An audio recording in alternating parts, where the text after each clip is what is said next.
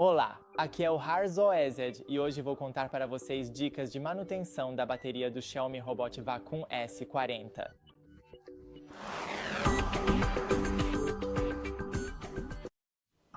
Então, quando o seu robô não estiver limpando, é melhor deixá-lo na base de carregamento, como eu faço. Bem aqui você pode ver o botão Home, e no momento em que você o aperta com firmeza, o seu robô inicia automaticamente o trajeto de volta para a estação de limpeza, e então é só deixá-lo encaixado corretamente na base de carregamento para que a bateria seja recarregada por completo. Mas se você não for usar o seu robô por um longo período, lembre-se de carregá-lo pelo menos a cada 3 meses para evitar a descarga profunda. Obrigado por assistir. Não se esqueça de deixar um like e até a próxima.